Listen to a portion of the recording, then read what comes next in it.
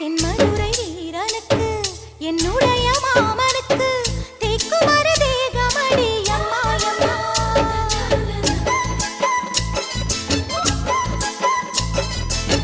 மாமன் பெற்ற பெண்ணுனக்கு மையெழுதும் கண் எதுக்கு என்னை வந்து கொல்லுதடி அம்மா அம்மா.